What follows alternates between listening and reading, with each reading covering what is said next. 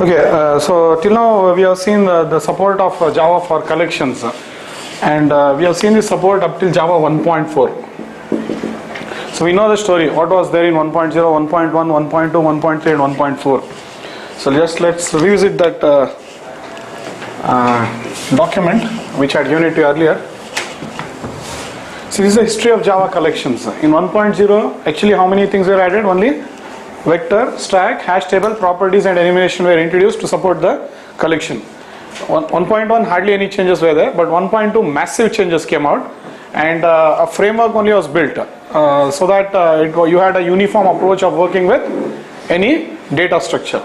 1.3, 1.4 small enhancements were there, do not worry about that, but in 1.5 again major changes happened. Okay, and in fact they improvised the language itself. They made the change in the language syntax itself. Coding only they changed. So some of the things which they changed in 1.5. Okay, see, there are major changes which happened in 1.5. Okay, and here apart from the changes, see, there were many changes rather than that. See, there are many changes which happened in 1.5. Java 5. Many changes are there. Okay, and there are many. But we are right now seeing the changes made in Java 5 related to collections. The other changes which we'll be seeing later. Understood? So related to collections, they made 3 major changes. Okay, or keeping collections in mind only, they made 3 changes in the language itself. And those 3 are, which you have already learned now. Which one is that? See here, enhanced for loop, autoboxing and generics. These 3 things, whatever they made the changes, okay, it was keeping collections in mind only, or to support collections only, particularly to support collections only, they modified the language. And apart from that, on priority class was added newly, new API addition it is. A new class was added into the library or into the collections framework. So almost all you know what is these 3 things. So today I'll show you what is the advantage. Okay, see, in Java 1.5 or 5 there are many changes as I told you. But right now we are focusing on which changes? We are focusing only on autoboxing, then enhanced for loop and generics, and how these 3 support us in a good way to work with collections. All the 3 put together, how beneficial they are to work with collections. All the 3 put together. We are going to see this. Understood? So I'll just show you a code and show you this now, using all these 3 things, and now you can see the benefits. But I think you know autoboxing now. What is autoboxing? The first one, converting primitive to objects, objects to primitive. It's called as autoboxing. See, example, I have integer I is equal to 10. What are you doing? Converting primitive to object. Boxing. So why was this introduced? To support collections only, because this feature was not there till Java 1.4. Okay, this was added only in 1.5. Okay, unboxing. This is auto now. Earlier you had to do it manually. Okay, like example, now this I is there now, I want to convert it to int. So earlier what were you saying? I dot int value, but now nothing like that. What will you say directly? Int x is equal to I, finished. So this is what is boxing and unboxing. Let us see how this helps us actually while working with collections. So keeping collections in mind only, these things were designed. So we'll see on program now, which gives you an idea about all this.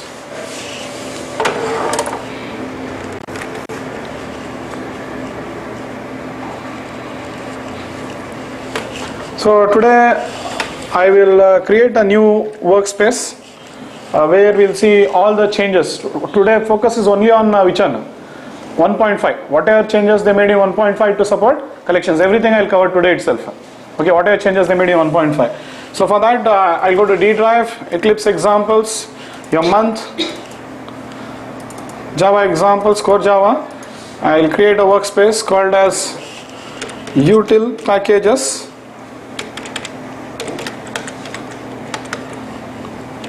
Package collections 1.5. So this will be the new workspace. Code everything here. So these are all in this folder you'll find, or in this workspace you'll find all the changes which have happened in 1.5 now. So organize code like this. sorry, 1 point, 1 second.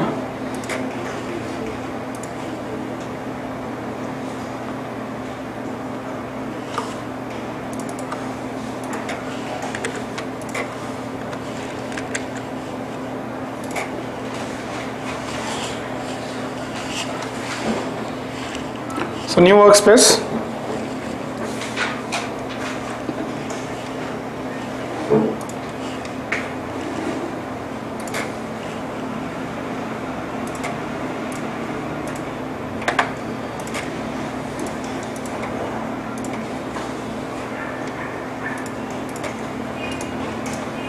I'll create one project now. I'll name it as test project.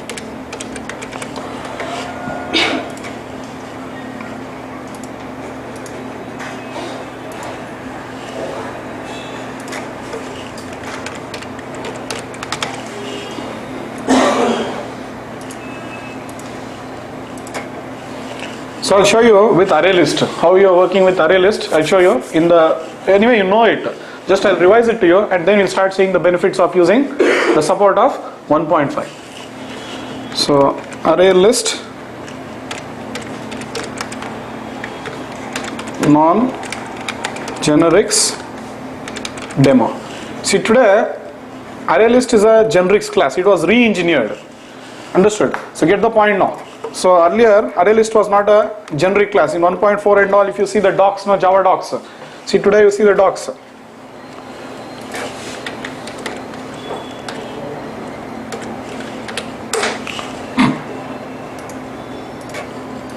What does the doc tell you? It says it is using, what is this now? Type parameter. So in Java 1.4, before that, class array list was written like this. Source code if you see. Okay, this is 1.4. And from 1.5, what did they do? They started using generics. And here they are using what? E, type parameter. I told you, you can use anything there. The convention what we follow is what? Capitals. So this is in 1.4. Class array list. This is in up till 1.4, 1.0, 1.1, 1.2. So now in 1.5 what has happened is class array list. I told you, if we are writing our classes, generally we use T, but for collection classes we use E. E represents element, but anyway it's a type parameter. So when you are creating an object of array list today, you have two options. One, you can use the generic support of it, or if you want, you can leave it. Understood? If you use the generic support of array list, what will you get? Type safety. If you don't use the generic support of array list, you will not get the type safety. That's it. So today these classes are generic classes. All the collection classes were re-engineered. All the collection classes were re-engineered and were converted into generic classes. Okay, but see, even though they made such a massive change in the library, okay, hardly we find any differences there because all the methods are same. Okay, so only we have to learn the syntax today. All concepts you know. All concepts of what? Array list, linked list, tree set, everything we have covered. That you don't have any doubts now. Okay, and it remains the same. Those functionality, the data structure, the behavior, everything remains the same. Only we are going to see the new syntax of working with the data structures. That's it. Only code changes now. Understood now? So now, yes, to create an object of array list, what can I use? Can you see this now? E. So what will I do now? So when you're writing the code, class demo, okay, PSVM, I'll directly start coding. Better. Understood? So first I'll show you the non-generic style, then I'll go with the generic style. In fact, you have worked with non-generics. Understood? But let me highlight it to you today so that you can understand the things in a much better way. Let me increase the font size.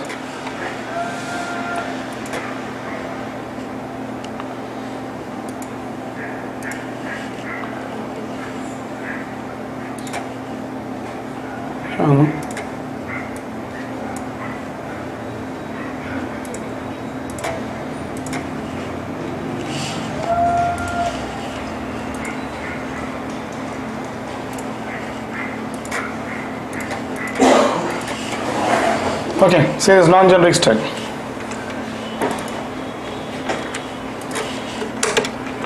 See, as soon as you say, see the support of the editor also. I'm saying array list, control space. I'll press enter. Look what happens. It is importing. At the same time, it is forcing you to use what? Generic support. But you will tell, no, I don't want. Fine. No need. Now it becomes what? Raw type. So list is equal to new array list. Fine. So I'm not using the generic support. That's it. Understood? So once you leave the generic support, what happens? It loses type safety. See, I'm talking 1.4 now. Assume that you're working on 1.4 compiler. Okay. So list dot add. This is how you add. Okay. But fact is, in 1.4 this was an error. Why? Autoboxing was not there. Understood? So you have to manually do what now? You have to tell list dot add of what? See the problems. New integer of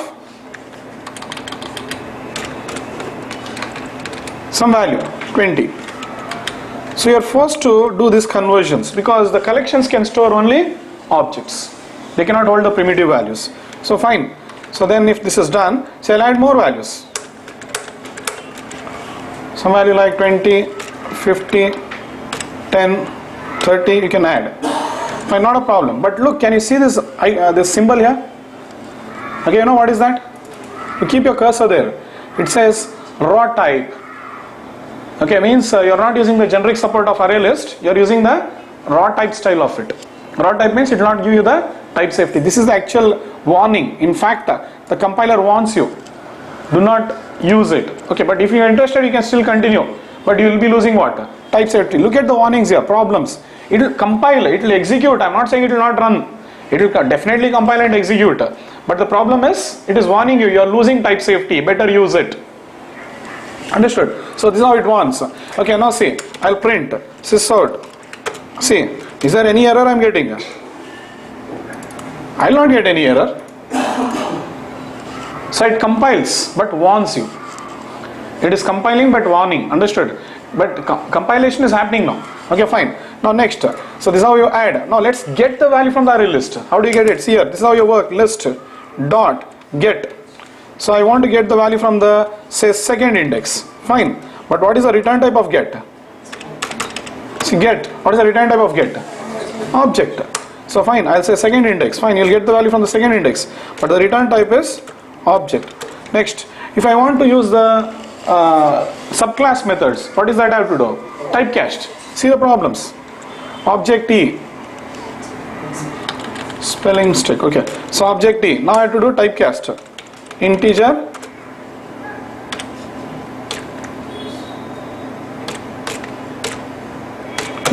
I is equal to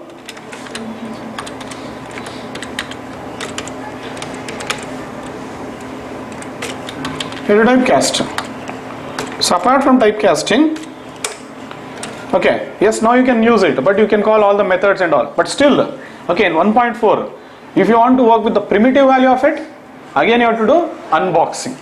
These are all the problems. All you do, int x is equal to I dot int value. See, if you want to call methods, fine. If you want to call the methods in the I variable, I dot anything, compare to whatever methods you want, that all will work. But if I want to work with the primitive style, means I want to do addition, something like that, in 1.4 what you are supposed to do? Convert the object to primitive now. So this much of headache was there. Okay. Then not only that, see, this is one problem what we are facing. Not only that, when you visit the elements, okay, see, I'll do the iteration now. So I'll get the iterator. How do I do? Iterator. This iterator is also on generics today. Okay, see this iterator itr. We'll see in the non-generic style is equal to e dot. Sorry, which one? List dot iterator. Yes, fine. You'll get the iterator. So now let's see how you visit the elements now. While itr dot has next. Fine. So then fine, you'll get itr dot next. What is the return type of next? Object. So again the same old style will happen here.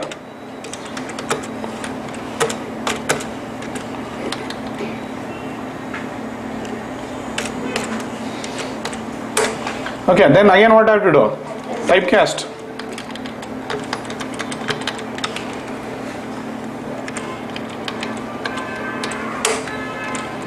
I have to typecast. I'll take this as P. This I'll take it as Q. So these many problems we are facing here. Getting it? Huh? So this is how you typecast and access, and it works. Everything works. So as long as, see here, the developer is putting a lot of effort and checking what type of a value is adding, and when he gets the value, you should know what is the type of value, but many times you will never know what is the value coming out of what? Array list. Because here we know we are working with 3-4 values, but sometimes when you work in real time, you will have so many data with dissimilar types also. So you will not be exactly knowing what value you will be getting. So how can you blindly typecast? So you should be extremely cautious here. One wrong typecasting here, while iterating, if I typecast it to what? String, what is the problem you will get? It will compile. Okay, it will compile. O should be, okay, 1 second.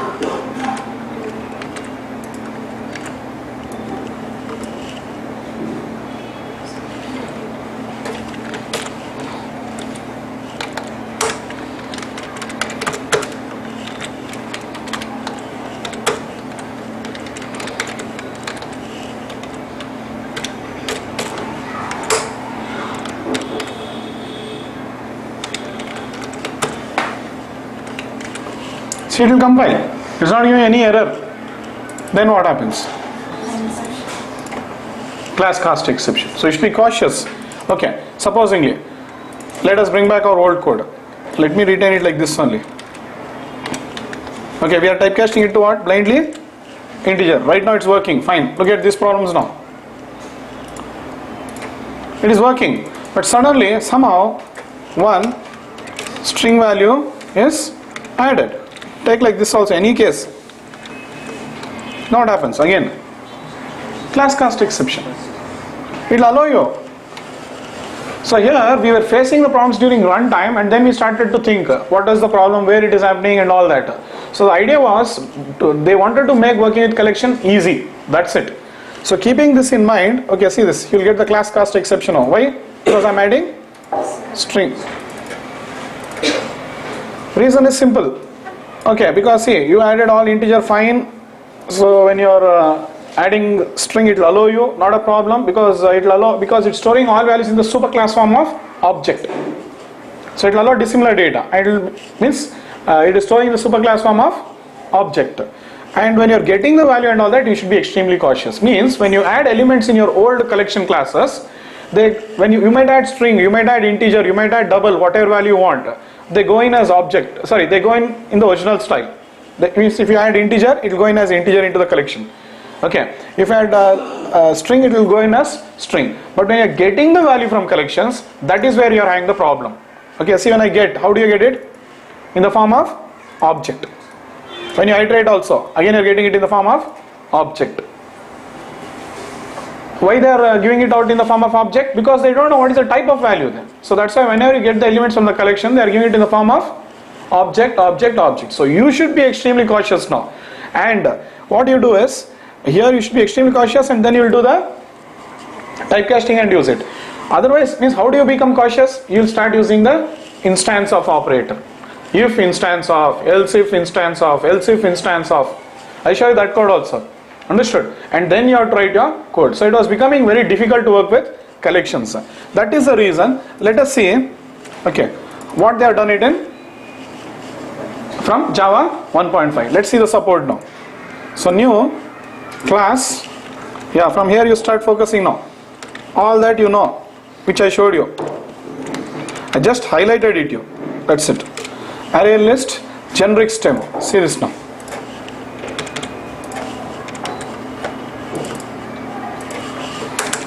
Yeah, the same program. Now see how easy it becomes. Array. Yes, array list. Yes, it imports. It tells you specify an element. So I'll type it as integer. Finished.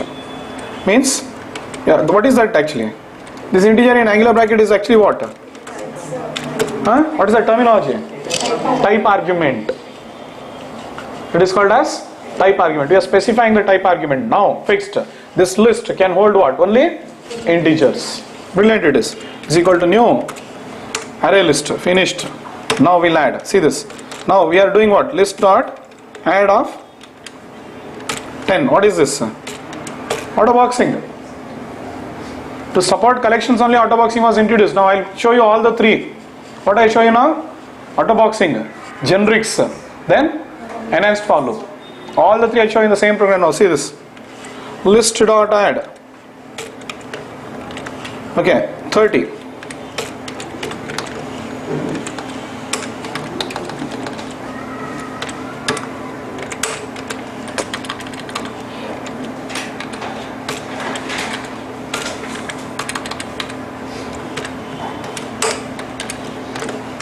Like this, add as many values you want.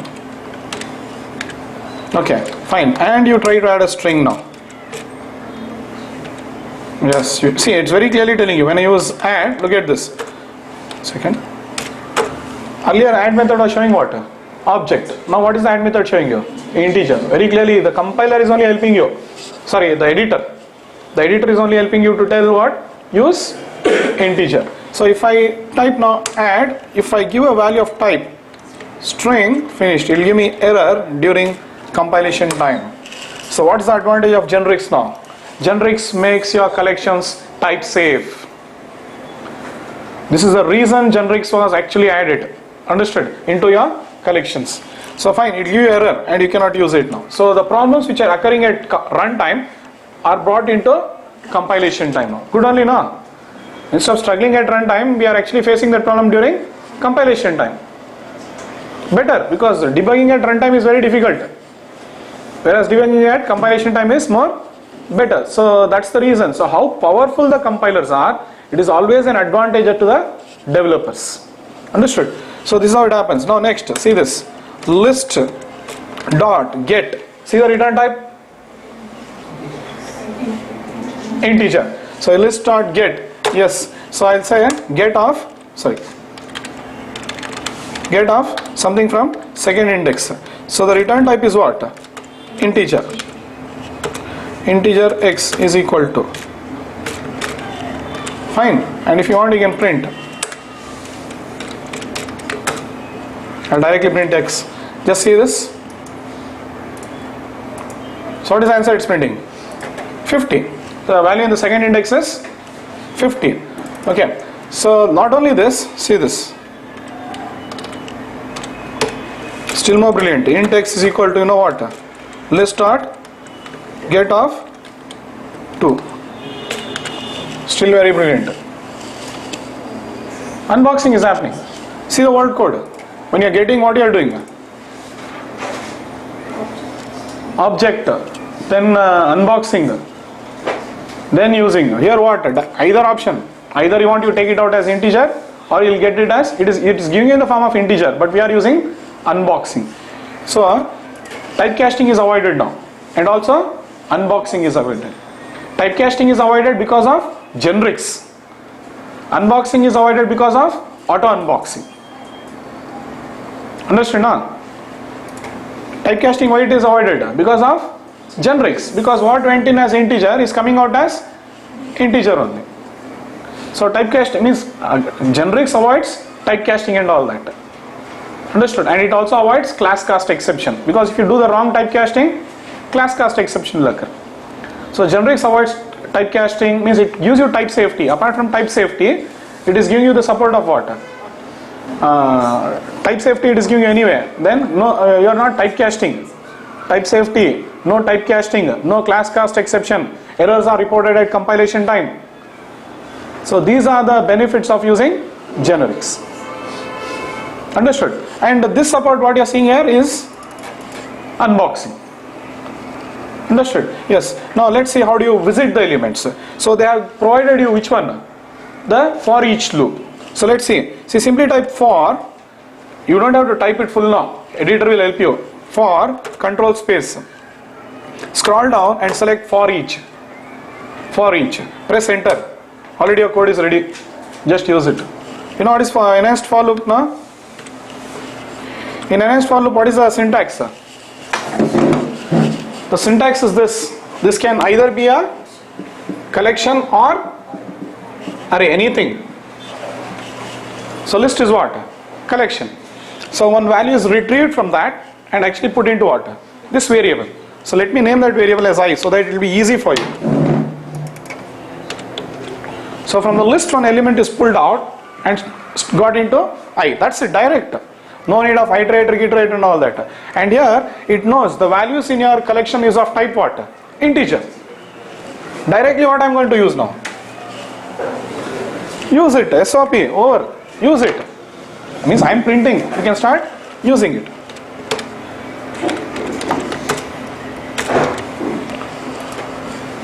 So I will comment this. Okay, now see this output.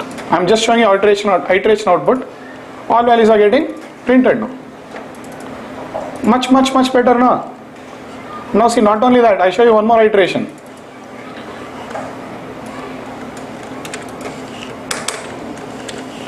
For int I, direct what? Unboxing. No iterator, no casting, no nothing, no class cast exception problem, nothing. Directly I'll get what? Primitive only. Means either you want to get it as integer or you get it as int. Both will work. So I'm commenting that now and I'm printing with the help of what? Primitive. So this was the main reason why all these three features were added. So in this program, what all you are seeing now? You are seeing what? Generics support you are seeing. So what is generics helping you to do? What are advantages of generics now? Generics advantages here. First one, type safety. Type safe collections. Means if you use generics is used with collections, it gives you type safe collections. Then next, no typecasting. Third, no class cast exception. Then fourth, what is it? Converts runtime errors to compile time errors. These are the major advantages of generics. Understood? Autoboxing, you know what is the advantage? You can add directly primitive and you can get directly primitive. Understood? For loop, visiting the elements become much easier. That's it. So this is what they made the changes. Yeah? So all these three things were designed keeping what in mind? Collections in mind only. It was a massive invention. Okay. But at the end of the day, developers are not finding any difficulty. Got it now? Okay. So I got some more programs related to this. Okay. So this I typed and showed you. And if you want the docs, you can see here. See here. You have to add what? E. So now again, let's scroll down. So add method. What type of an object you create? Array list integer. You have to add what? E only. That is the meaning of this document.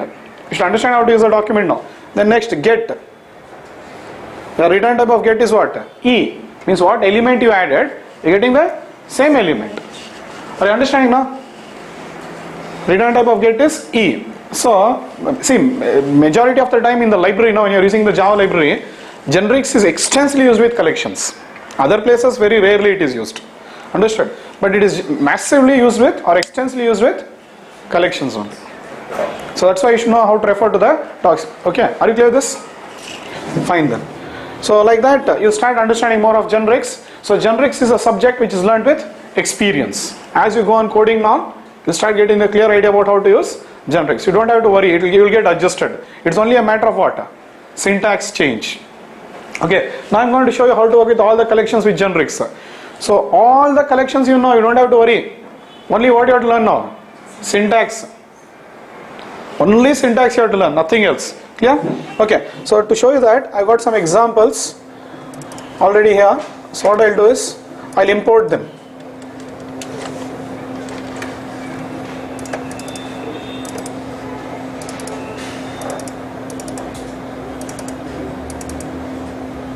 I'll paste those two projects here. Already got it. Okay, because coding will take time now.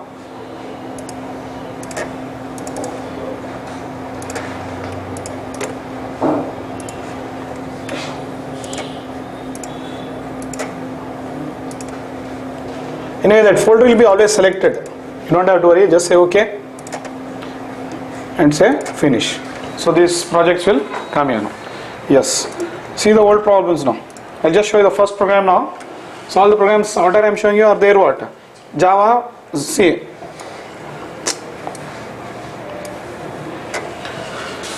So 01 Java 5 collection examples. Okay, so here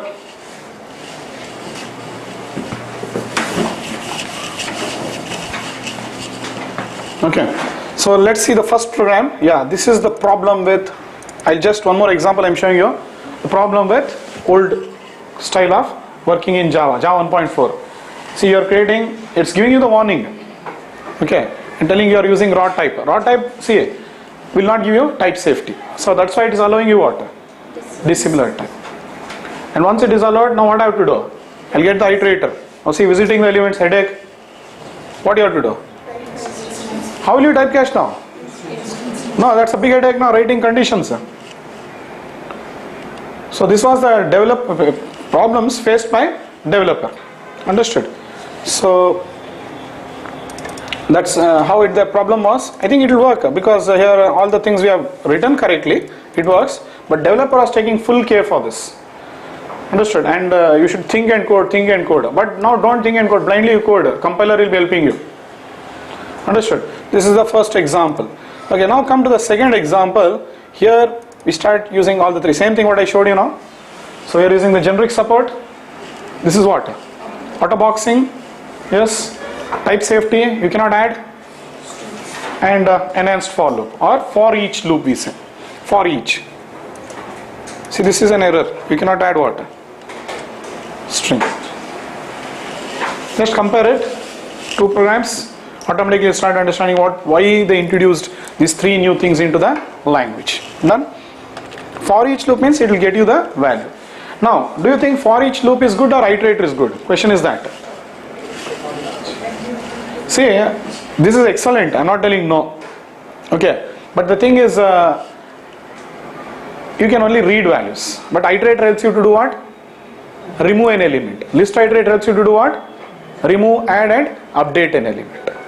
But if you just want to read, you can use enhanced for loop. Understood? Enhanced for loop for each loop. Yes. One more word I'll tell you. This is very hi-fi, but just get this point now. Okay. So Java 1.5 they added a lot of features, but most of the features what they added in Java 5 are non-refined. Means one second, refined or non-refined? 1 second.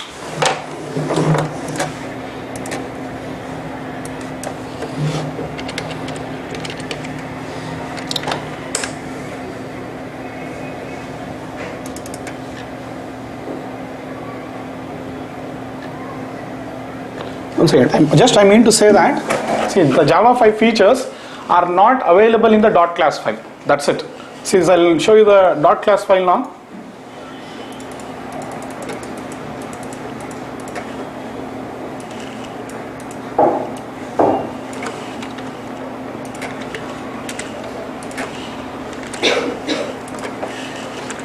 Go to the .class file. You know where it is now? Bin, com, cluster.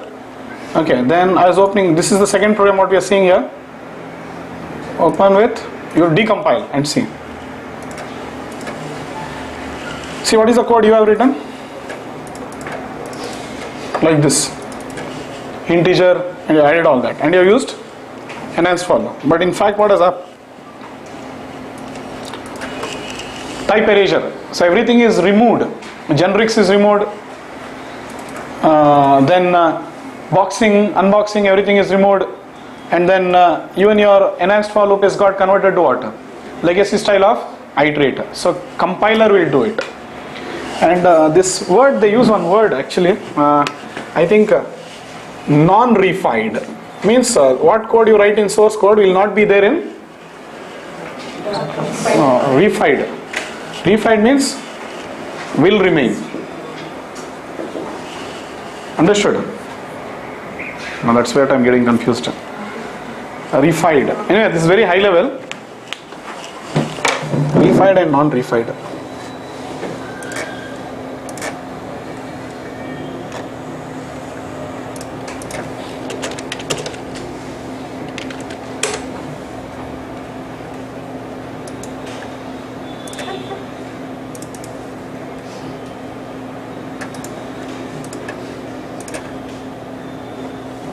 Nowadays this word is becoming popular. Refied, non-refied.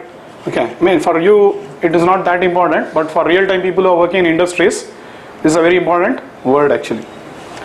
It is a process by which an abstract idea is turned into an explicit data model. Getting some confusion. Refied. Okay, this I'll tell you tomorrow in the next class. Refied and non-refied. Okay. So just have to read this and then clearly understand and tell it. But what you understand is whatever features they added in Java 5 will not be available not available in the dot class file. Whatever features they introduced, there are many features which have been introduced, but they are not available in the dot class file. Okay. And the example is these three. Which one? Autoboxing, enhanced for loop, generics. They are all erased. Understood? Fine.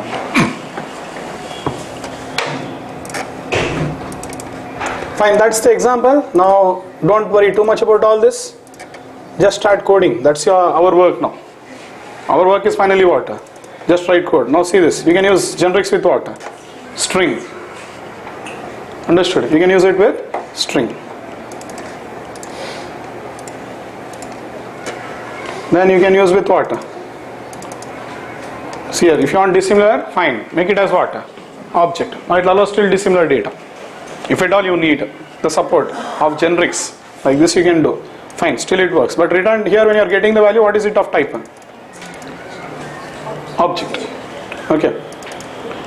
Then next 5. As I am using which one? Set with integers. Anything. You can use generics with any collections class.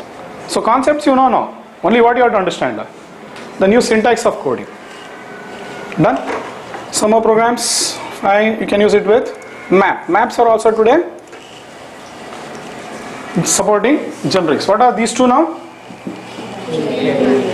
Type arguments. Basic idea about this one is generics is it is type argument, and that class is using what? Two type. It is having two type parameters. Means I show you the source. Which one? API class tree map KV. This is the syntax now. T, K and V are what? Type parameters. These are type parameters. So this class is using two type parameters. That is why when you are creating an object of map, you have to use two type arguments. But obviously this becomes key, this becomes value. So clearly you are telling now key should be of type what? Integer.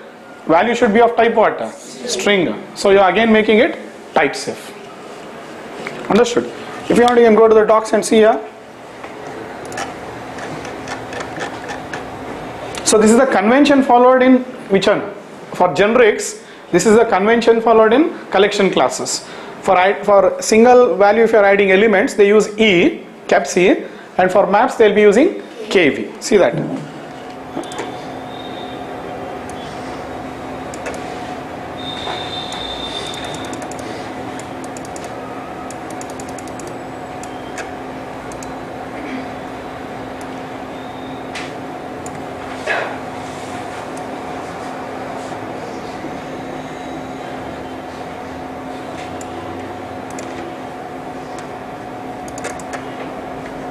Yeah, it is using KV.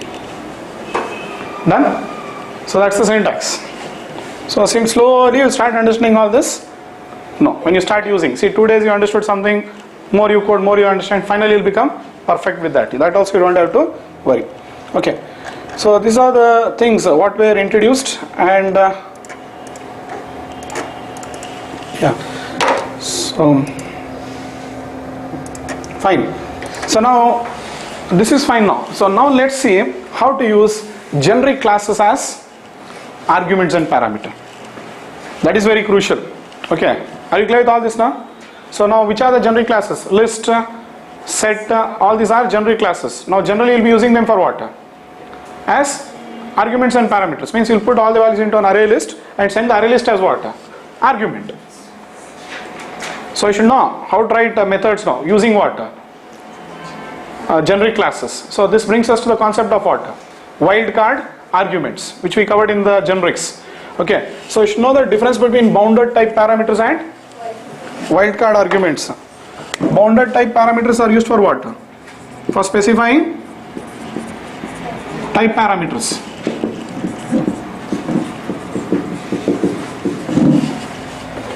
Do not forget that. For specifying type parameters of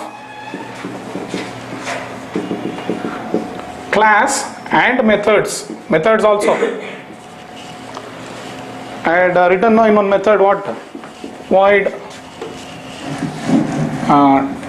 t extends a. In the generics class I had written this. I'll show you. Okay, t extends a. Okay, means before the return type now. It should be written before the return type. Void before or after? Here, void will be here. Okay, here. Okay. So correct only. So void a means here if you are having any parameter, it should be extending in.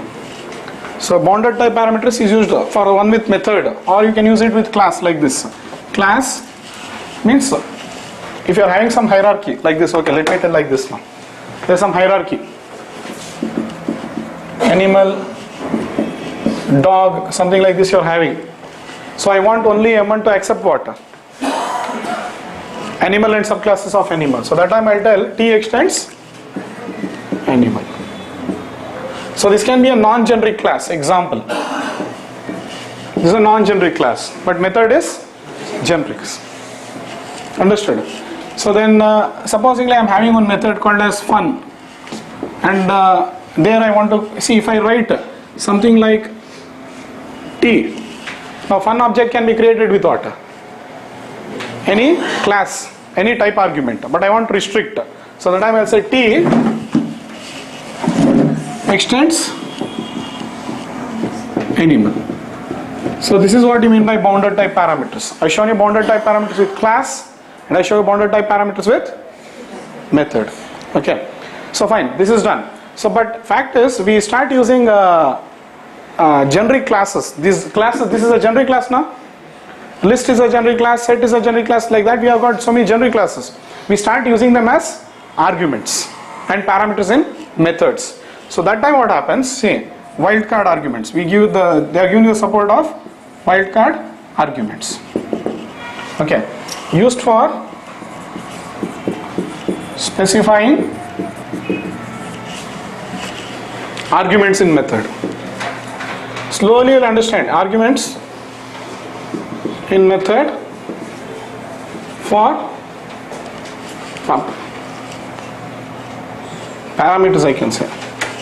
Used for specifying parameter. What you send is called as what? Argument, no? So used for specifying parameters in method for generic classes. Means when you are using generic classes as parameter, you will do this. Examples here now again. Class hello, void M1, and I want to allow what? Array list of what? Only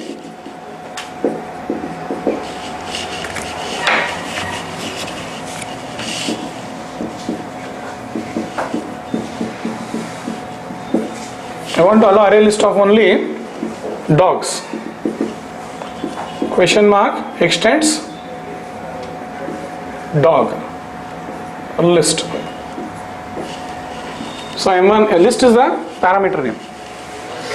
So when you pass a list argument here, list as an argument here, that list should be compulsory having what? Elements of type dog or something which is extending dog. I can't even send animal. I can't even send string. Understood? It should be means upper bound. It is bound with dog now. So if you are trying to call that method, it should be compulsory. The list what you send now as an argument should be having only dog or subclass of dog as arguments. If you want, you can say extends what? Animal. Now both will be allowed. Which one? Animal, dog, as well as anything subclass of animal. Okay. Or you can go with super also. So this syntax very commonly you'll be seeing in the docs. So that's why I'm just revising this which one? Till now in the document I showed you type parameters. But now I'm explaining you wildcard arguments. Understood? So you have to say super of animal means animal and anything super of animal, but not dog. So whether you use super or extends, that's up to you. Upper bound or lower bound. Done? So we have got examples for this. We'll see it now. So this is very crucial now. Clear?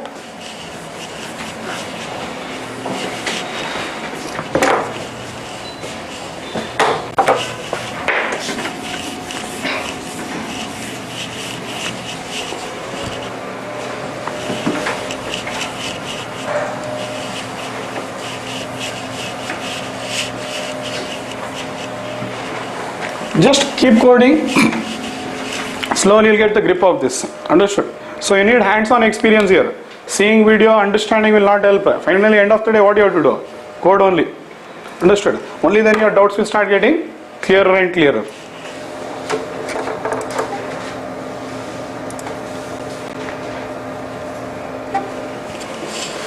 Yeah, the example for this would be in the same package. It is the program number 7, wildcard demo. I have named it. Understood? Demo 1, demo 2. Yes, we have seen all these programs now. They are related to generics. So the last example you see now, wildcard demo. Understood? So there you can see all this now. Yes, we are having animal, we are having dog, which extends what? Animal. Same concept what I showed you now. I am showing you with an example. So then there is one hello class, and this hello class is having what? Some methods.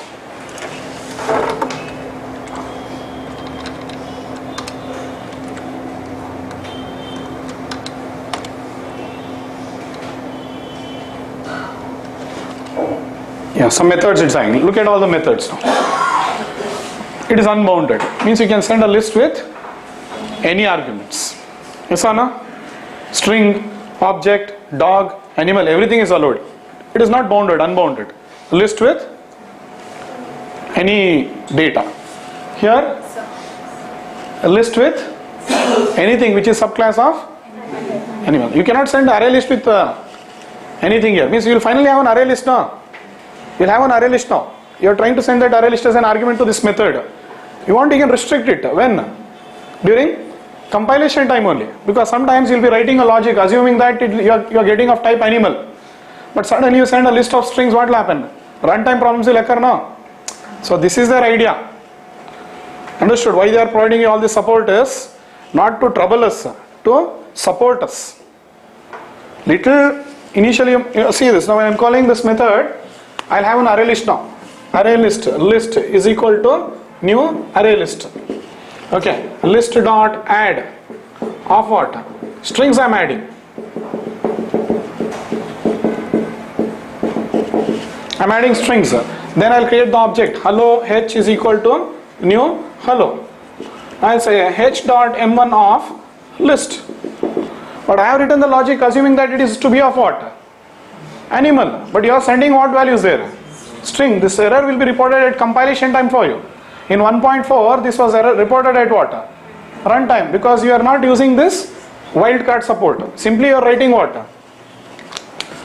In 1.4 and all your parameter was like this. And it can accept anything. But today what's happening? We are restricting. I want a list of only animals. I want a list of only dog, or a list of only strings, a list of only integer. You can restrict what type of a list you want, because you'll be writing logics. End of the day in a method what you write?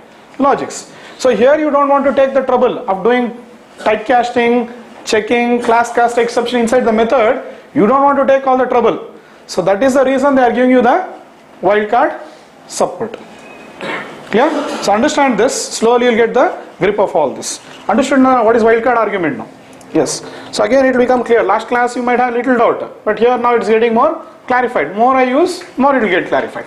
That's it. Okay. So here super. I'm showing you what? Yeah, this is Upper bound. Extends is always upper bound. Means it's bound till animal. Anything below animal is accepted. Upper bound. Okay. This is lower bound. That's it.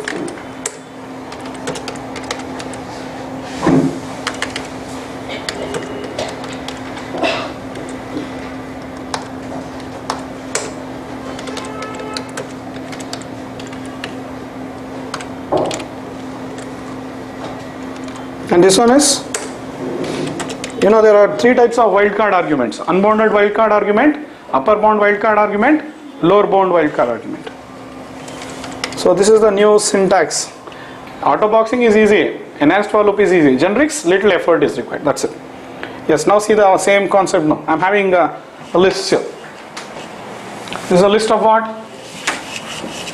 String. This is a list of what? Object. This is a list of what? Animal. This is a list of what? Dog. So I'm having 4 lists. One is list of strings. String list, object list, animal list, dog list. Again I'll revisit the program for you. See this from the beginning. First we are having animal and dog. They are related to each other. Means we are using our classes. Where? In list. Apart from that we are using built-in classes in the list. Think like that. I'm using string class in the list, integer class in the list, then what? Our user defined classes in the list, and then we are putting restriction to the methods when we send them as arguments. That is the idea here. So fine. Hello. Then next, these are the methods now. Which one? M1 is on method.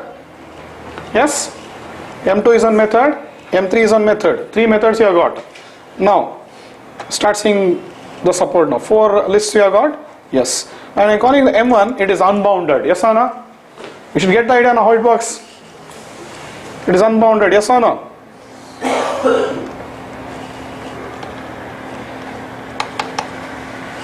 So you are getting the errors reported at what? Compilation time. I show you now. Let's start M1, string list, allowed, unbounded. Anything you pass, any list, it will allow you.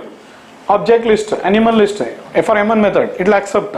Then next, we are accepting, means here see, upper bound. What is the, this one we have taken, animal.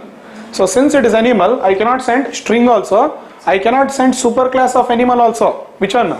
Object. Now we are seeing lower bound. Means,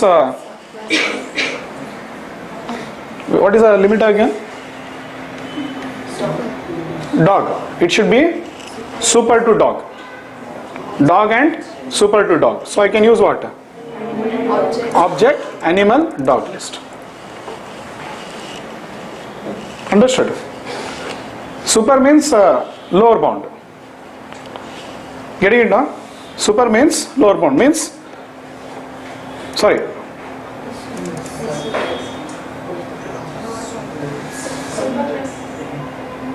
Super to dog and its, yeah, it's bound by lower from the dog limit. Any dog and anything, but it is reverse, you have to understand. It is dog and anything upper to dog. But we say lower bound, it is bound by dog. You cannot go beyond dog. Understood? So you have to think it in the reverse way here. It's not like in your Java you say extends means what? Subclass. Here extends means upper bound. Okay, means it is bound to this limit. Up till there. Super means lower bound. Understood? Means dog means here.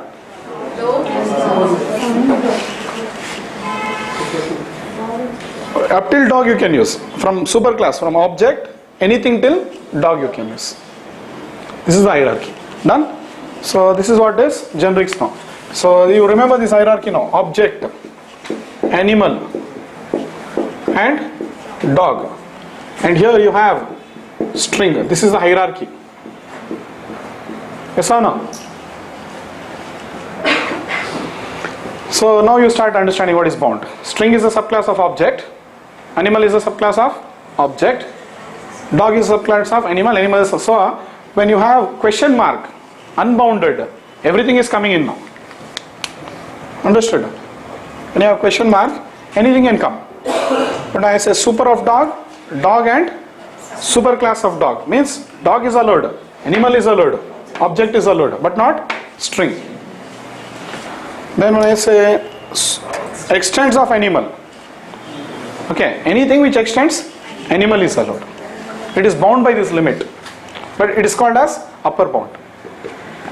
Understood? So this is the story here, and you can see the thing now. So M1 will accept what? All lists, but M2 is upper bound by what? String not allowed, because it is bound by what? Animal. M2 is bound by animal, so it will not allow you string also, object also. Anything which extends animal is allowed. So that's why these two are not allowed now. Same way this is lower bound. Okay, and you can check out this lower bound means, sorry, super is what? Super of dog, anything, dog, animal, object, all will be allowed. String will not be allowed. So it goes. Fine. So then you can run this program and see. Anyway, I'm not overriding the two string, that's why you'll see the addresses for which one, dog and animal. See, from upper bound, what you are seeing, you are bounded with what?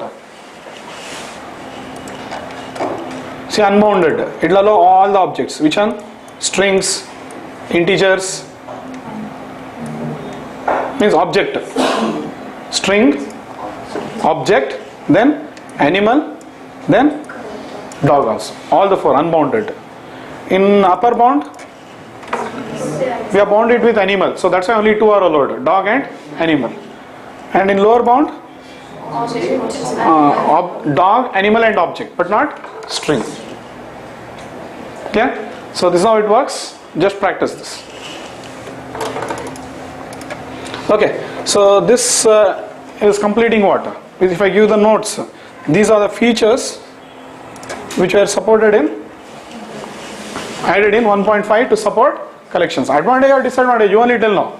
How many problems will be helping you now in runtime? As during runtime you have to sit and debug. Where you will debug? Understood? So the idea of introducing generics now, what it was, okay, see, you know, Java is a very strictly type check language. You agree or not? Means what? If I write int, I can give what? Only integer value. What are the integer values? 10, 20 and all that. Anything I can give. But for I, if I give character, error na? When? Compilation time. For I, if I give 10.5, error na? When? Compilation time. That's what you mean by type checking. Java is a very strictly type check language. So till collections they were successful. Okay. Like Boolean means it can store what? Only true or false value, but not true, fine. B is equal to 5, error. So Java strictly type checked, not only in primitives. Okay. If you take example, this animal A. Now A is a reference which can refer to what? Only animal object or its subclass. Animal A is equal to new animal fine, new dog fine. But animal A is equal to new hello, will it work? It will not work because they are different. Understood? So when you look at a variable only in Java, you know it is of type what and what value it is holding. That clear it is. So for the developers, it was a clear vision. Okay, in time means okay, definitely have this value. Box B means okay, B is a variable of type box and it will refer to only box object. String S. Okay, string S is an object of type string and it will be referring to string object. Very clear it is. Unfortunately, look at this now. In 1.4, a list is equal to new array list. So we know list is a variable of type list or array list, no problem. But what values is it containing? We are unable to judge here. Everywhere it was type safe. Only in collections they were failing. So due to this reason they added it in collections. So that is the reason. You understand? You see here, how will you work with this list? How do you know what are the elements inside it? There it is very clear. Okay, I means it will hold integer value. See the type safety. So Java wanted to still give very good support to type safetiness. Int I clear. then Boolean B clear. B can store only true or false values. Animal A, fine, it can refer to only animal object, but it cannot refer to hello object. Means a different class. It's not in the hierarchy, and class animal is different, class hello is different. It cannot refer. Okay, string S is equal to animal. Is it correct? No, they are different hierarchy. So when you look at a variable, you know, you're very much clear. So whenever you look at a variable, blindly you start working. How will you work? If it is string, yes dot, you can call the methods of string. That comfortable it is in Java. Understood? Unlike other languages, in C and all, what is the problem? When you look at a variable, you'll never know. When you look at a pointer concept is there, no, you'll never know how to work only. So there are too much complications in other languages. So that is why Java came up with strictly type checking. And they are able to achieve everywhere. But in collections, unfortunately, they didn't notice. They gave the support for what? Data structure. Brilliant support they gave for data structures. Unfortunately, they did not notice the problem, which developers started noticing this. So that's when they wanted to give the type safe collections. So due to this reason, type safety was added now with the support of generics. And today it's very clear. How you write now? What is the syntax? Array list. Okay, string. Fine. A list is equal to new array list of string. None. It is 100% guaranteed in this list only strings are there now. Type safe now. Beneficial. So this was their whole idea of reinvention. So this is what they keep in mind and they keep on inventing things. Understood? So whatever they are giving you, it's benefit. Developer asks for many things. Okay, you want to write 3 lines of code and work with data structure. Means today you can see hardly how many lines of code you are writing there today. If you use generics and all that. Array list, if I say integer, how many lines of code you are writing? See, a list dot add. Simply you are adding values. There is no code only here. Where is the code of your data structure? Where is the code of your data engine? Array, let it be array list, let it be linked list, let it be tree set.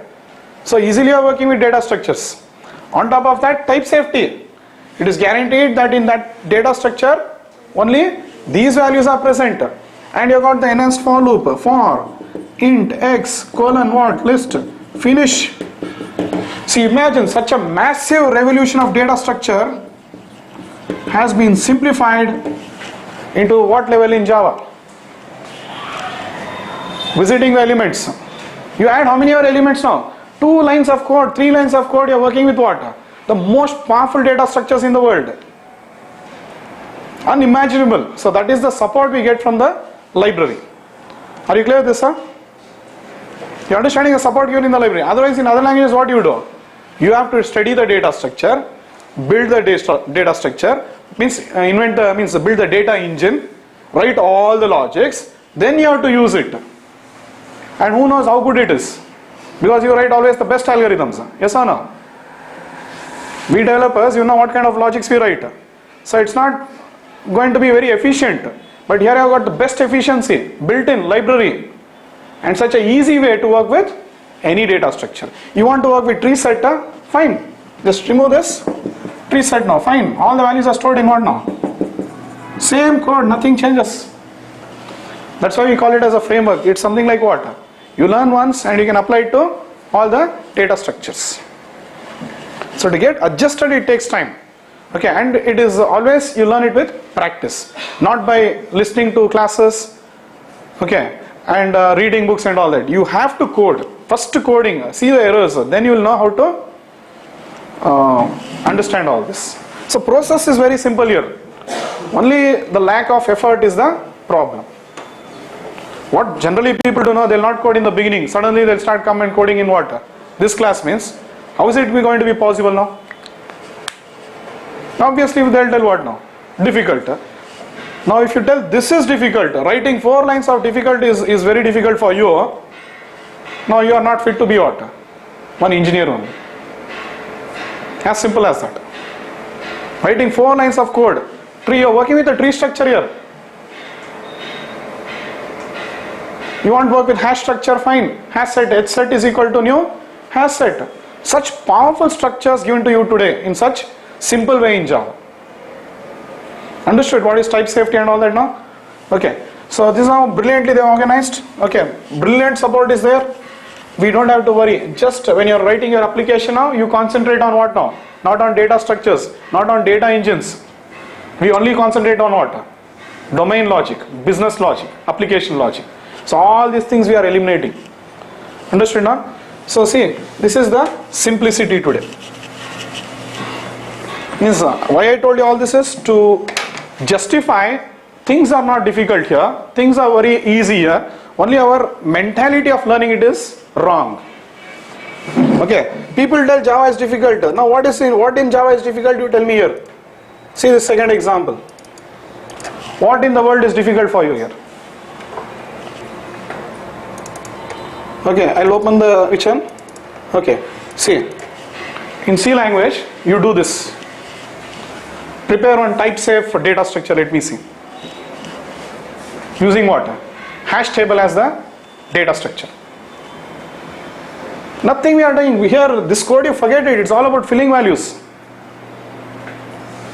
Just what did I say? Created object means what? Bringing code into existence. Creating an object is nothing but instead of you writing the code, you bring it into existence. You're starting to use it. What more do you expect? 3 lines of code we are writing today to work with the most complicated, powerful data structures.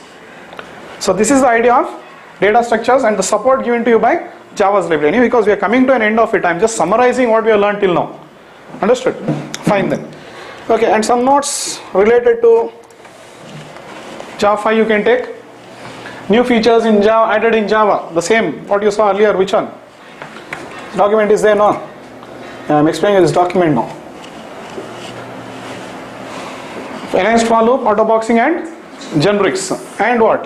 Priority class. I'll come to that. First finish off these notes. Then we'll go to PriorityQueue.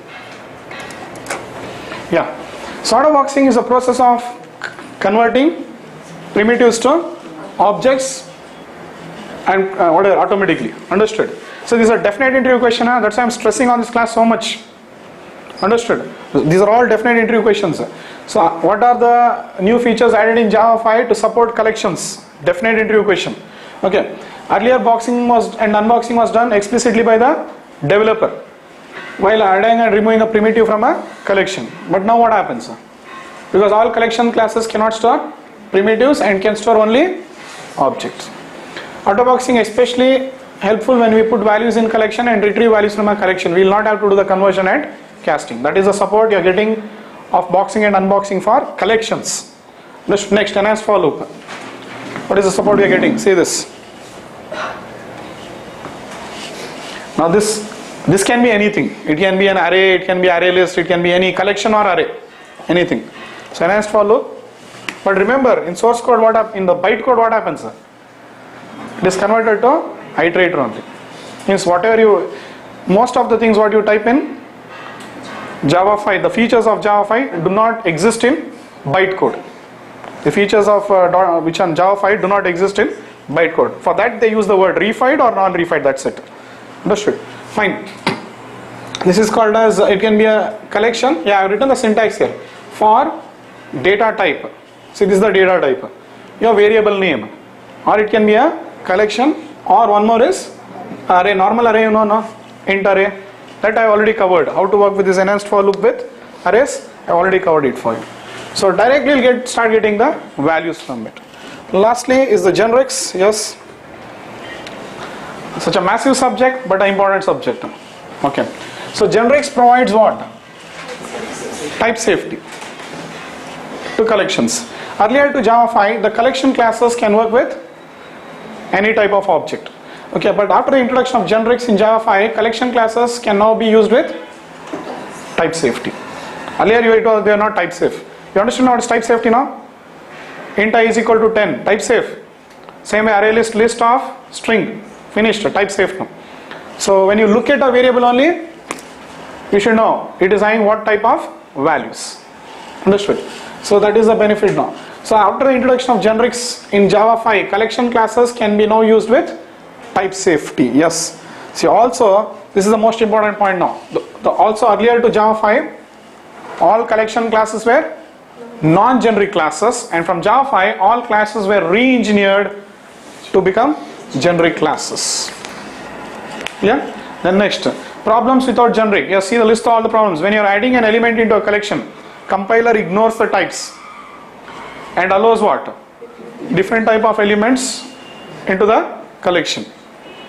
Then when you are getting an element out of a collection, then many if conditional statements are, and typecasting is required. When we take an element out of collection, we must do casting. Because of this inconvenience, it is unsafe. Understood? So when a different type of element is coming out from collection and we are casting it to a different type, we get class cast exception. Just go through it. It's very simple now. I'm putting you advantages and disadvantages in one screen. Generic provides a way to communicate the type of the collection to the compiler so that it can be checked by the compiler. That's it. Now advantages, yes, it helps you to restrict the type of element you add into collection during compilation time, and thus provides type safe collections. No conditional checks, no casting required. When you get an element out of collection, what type of an element goes in when using generic comes out as element of same type. That's all about generics. Yeah, it's a vast subject, but I put it in an accurate way to you where you don't have to struggle in learning that. Clear this? So these were the three new features added into the language to support collections. Clear? Yes. So finally we'll move to the new API edition now. So there are two things which I added. That is over now. We are moving to the next one now. Which one? A new data structure. PriorityQueue. Done? Okay, see this. So new API edition. Apart from that three features what was added into the language, they enhanced what? The library also, to give support to some other data structure. What structure we are going to study now? They gave the support for one more thing called as, one more data structure called as PriorityQueue. Let us see what it is. Understood?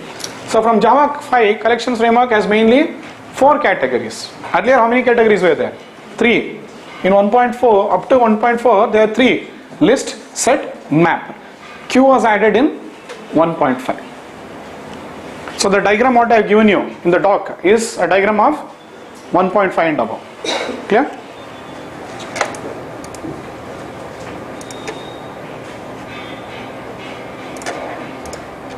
See, this we had told earlier. Collection framework has 3 main categories in the earlier document. Yes.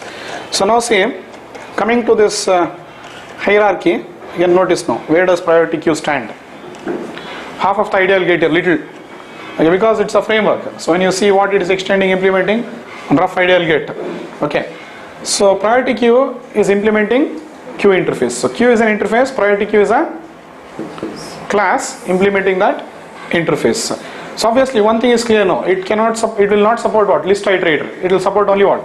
Iterator, because list iterator is supported by classes implementing list. So some basic ideas we get like this, and this will have all the methods common to collection.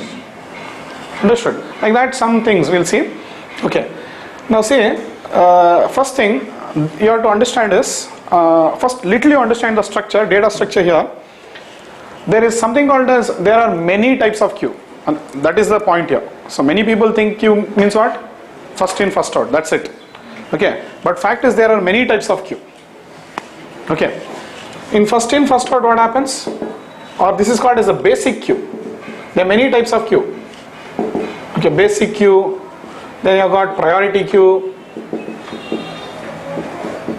See, when I write the notes or document, clearly understand, if I write priority queue like this, it is a class. If I write priority queue in small like this, it is a data structure. Means I am talking about data structure. So this class is giving you support for this data structure. Understood now? Like stack is a class, it gives you support for what? Stack structure. Linked list is a class which gives you support for linked list data structure. So that's what you have to understand. Okay. So you should know, when you are reading the documents, you should be very careful about this. Whether they are talking about the class or whether they are talking about the data structure. So always basics help you in reading books. Clear? Fine. So in the basic queue what happens? You will add the elements. Okay. But when you add the elements will come out in the first in, first order. Means the ordering we say. Okay. Means the elements will be stored, and when you are getting the values from the queue, Okay, it will always give you the first element which was added, like this. The basic queue goes like this. It will go on building. So this is FIFO queue now. Okay, front end, what do you do? Remove element. Rear end, and your add element or insert element. This is the basic idea of what? A basic queue. Okay, priority queue is there, one more queue is there, double-ended queue, like that many queues are there. And when developers went on writing logics, they found that this support also is needed in what? For programming. Like that many queues are there. Okay, so right now today we'll discuss about priority queue. This was the support for this structure was added in Java 1.5. See, this was given in 1.4 only. Okay, and basic queue support is given to by which class? Linked list class. Understood? And this was added in 1.6. So let's see for basic queue, the class which you can use is linked list. Understood? For priority queue, the class what you can use is priority queue. If you want a double-ended queue, we'll be seeing this in the next class, because today I'm talking about only 1.5. Okay, there's something called as DQ is an interface. Understood? Array DQ is a class which is implementing DQ and supporting double-ended queue data structure. Understood? Like that many are there. So as the developers found that there was no support for it, Java will only add it into the library. That's all. Nothing big about it. So now you have to understand the data structure. So once you understand the data structure, it's all about calling methods in that class now. Understood now? So this is one basic introduction now. So today we'll be going with priority queue. So what is the difference between basic queue and priority queue? That's the first question you will generally get. Okay. In priority queue, what happens is you'll store the elements, like the elements will be stored in an undefined order. There's no guarantee how it will be stored. This is in priority queue. This is what?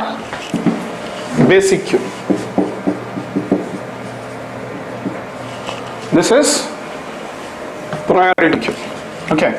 So I'll add the elements and they'll be stored randomly. 5, 2. I'll talk about this data structure. So how they are stored, what data structure it is using to store, don't worry. But the guarantee is, when you try to get an element from this, okay, it will always give you the least element, means the minimum value. Okay, so here the element, the ordering of elements is based on priority. Okay, priority means, what do you mean by priority? That's the next question you might have. See, only thing is that when it will give the elements in the some order. So what order means? Priority order. Okay, they call it as the priority order. And the priority queue gives priority to the least element or the lowest element. That's it. So among these many values, which is the lowest value?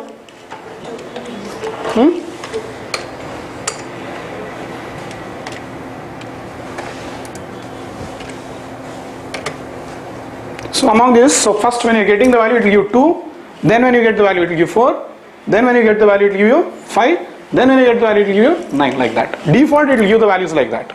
That is the data structure. That's all, nothing more about this. But there what happens, what is put first will come out first. Supposingly I put 5, 9, 2, 4. What is the first element you will be getting? 5. Next what element you get? 9. You put it in this order, you'll get it in this order only. But here, you put it in any order, that is irrespective now. You put 5 first or 2 first, or you put it in whatever order. But the first priority is given to the minimum value. Priority queue always gives the priority to the minimum value. Or preference, instead of priority you can think it as preference. Okay, so priority queue always gives the preference or priority to the minimum value. You can change it. If you want, you can give the priority to highest also. That time you have to use comparator. So understand the minimum value first, automatically you'll understand the highest value. Done? So it's a very interesting data structure and we'll discuss where it is used and how it is used. First let us see one output of this. Straight away you see the output. Let's get some basic idea. Then we'll see more things about this.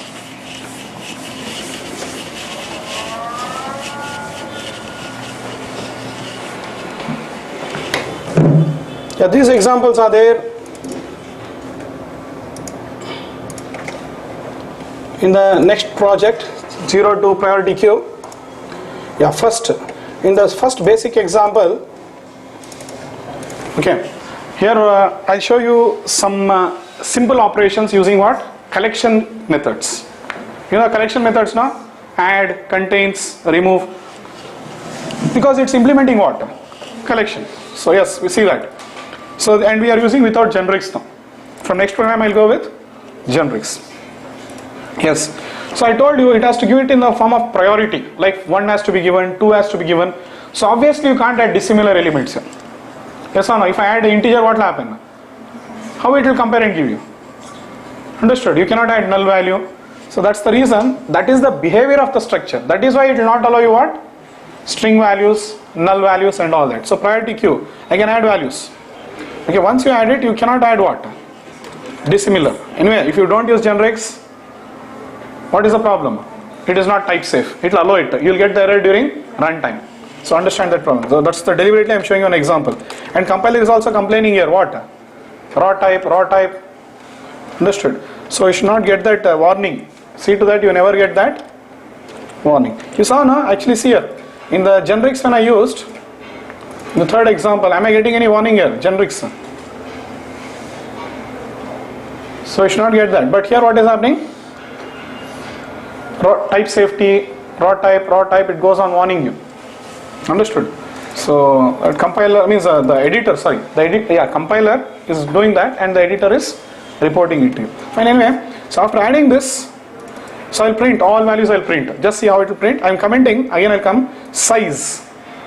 Then what? Contains, remove, clear. That's it. You know these basic operations? Nothing big about this. So see here. Yeah, clearly understand the point here. Okay. Because it will store it in its own order. But when it is giving out, it will be giving it out in what? Based on priority. Yes. But here you will not see that output. In the next example you will start seeing. Why we will discuss. Priority PQ is equal to new priority PQ. I have added the values. Yes, in what order I have added? 1, 5, 3, 4, 6, 2. But what it is printing? So it's storing in this order. But when you iterate and get the value now, that time it will be giving you in what? Priority wise. But just see now, it is undefined. If you print it directly SOP, PQ if you print, it will print like that. SOP PQ print means it will print, toString is overridden, and it will print all the values. Size is how much? Sorry, this is the value. These are the values and it's printing all the 6 values. 3 and 3, 6 values it's printing. So size is 6. Does it contain an element called as 5? Understood? True. Yes. Then if I want I can remove. Now removing means this is not an this is not an index I am removing. I am removing what? Element.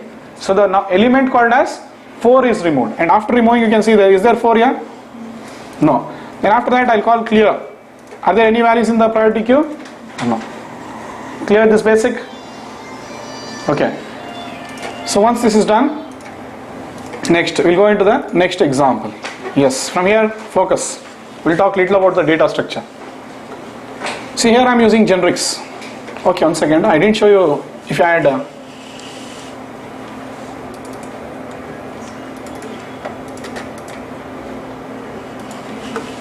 string. It cannot because it will give a runtime exception. So that's the reason we start using generics. Null value also it cannot compare. No? How can a string be compared with integer? Okay, then next, the second example. See in this example, I am focusing on some important methods. Okay, so focus on this now. There are 3 methods I will be introducing: offer, peek, and poll. These are the extra methods what you find in the queue interface. These are the extra methods which are collection methods are over. Now we are coming to the next interface. Which one? Queue is extending what? Collection interface now. Priority queue is implementing it. So these are the three methods which are very, very important now. So this is definitely asked now. So this is becoming a very commonly asked interview question, SCJP question. Priority queue is there in SCJP exam. So focus on this now. So use offer. Generally you can add the values using add, but we generally use the method called as offer. Add also is supported because it comes in the collections framework. But see, these are the terminologies, like how in stack you got push, pop. Okay, these are the terminologies used when you are working with priority queue. Understood? So better you go with these methods. Even though you can add, remove using the old methods of collection, it's better use this. They are very much helpful. I'll show you why. Understood? See, all values same it will print. Okay, size it will print, not a problem. Yes. But now say, when I say peak, I'm getting the value actually. So it will give me what? The lowest value. I've inserted in any orders here 1, 5, 3, 4. Okay, let me do it like this. I'll put one somewhere in the middle. Yes. So I put one somewhere in the middle now. So when I'm accessing peak, so what it will do? It will give me the lowest value. Which is the lowest value now? Among all, 1. So it will compare and it will give you the lowest value. Okay, but peak method, what does it do? That's the question now. It will return the value, and they use one more terminology here called as head of the queue. Means from the head, the queue, they say that's a terminology now. In the queue there will be a head. From the head of the queue, they'll return the value, but the element is not removed. The element is not removed now. From where? In the queue it is not removed. It will remain there itself. So peak will just tell you, return you the value, and here the priority is given to the least value. That you understand now. The priority is given to the least value. Fine. So then it will print. But unlike poll is there? No, it's not like that. It will also do the same thing. It will return the value from the head only. But in the process it will remove the element. So that's the major difference between peak and poll.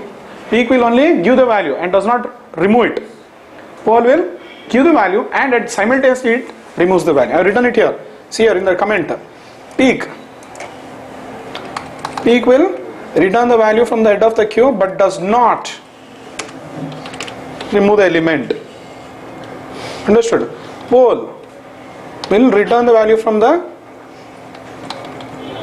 value from the head of the queue and will remove the element. So these are terminologies related to what? Peak, poll and all, priority queue. So understand it now. So I'll explain how it works. Yes. Let's go with the program now, straight away. See, first I'll comment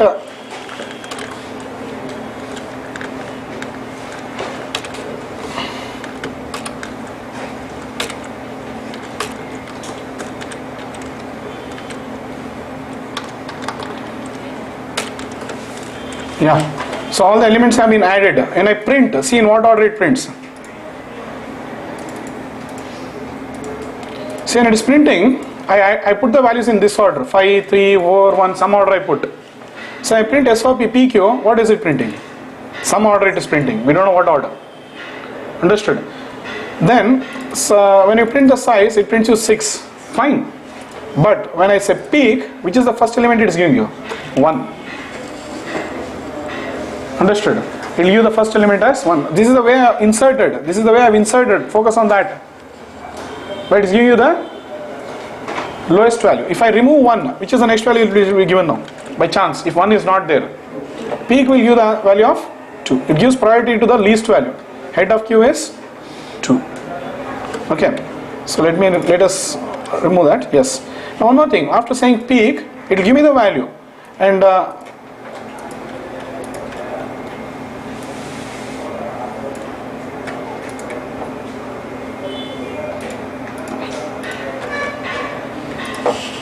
yeah, 1, 3, 2, 5, 6, 4. So head of queue it is giving. Size is what? 6. All values after peak are what? 6. And if you want, you can see the output. There are still 6 values only. So is peak removing the value? 6 elements were there before also. How many values are there? Earlier I added 6 elements. See, I have added 6 here. I've added 6, and first time when I print PQ and size, it's printing what? All the values and size. After that I'll say peak, and again I'm printing these 3 things. Head of queue is 1, size of peak is 6. After calling the method, it's still the same, it is not removed, but all values after peak still the same. But let's see how the poll works. So understand the behavior of these 2 methods now clearly. Yes. So as soon as I say poll, what happens? It gives you the value and removes it. So size will be what now? 5.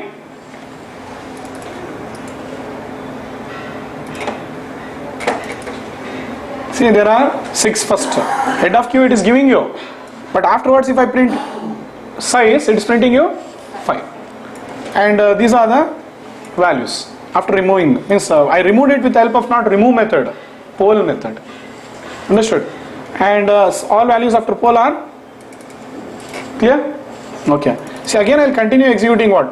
Poll method only. One more time I'll do. Next what happens? Again, the next value from the head is removed. Which is the next value from the head? 2. Good. So it goes with 2 now. And size will be what? 4. See, first 6, head of queue is 1, then size is 5. These are the values. Next time head of queue is 2, elements are 4, and these are the 4 pending now. Again I'll say poll. 3 will be given now. Okay, means whatever is the next minimum value. Storing it, you store it in undefined order. I'll show you the data structure, how it stores.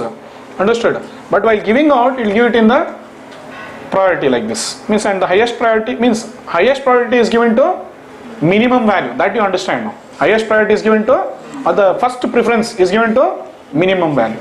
Highest means books will tell what? Highest priority is given to minimum value. But the meaning of that is the first preference is given to minimum value to be pushed outside from the queue. When the values are getting pushed out from the queue now, first preference will be given to what? The minimum value. You go out, you go out, you go out. Like that the queue will start pushing the elements outside. Understood now? So this is how it works. Clear this? Fine. But peak will not remove. Yes. So that is why, see, when you are iterating, look at the third example now. You should be very cautious. Okay.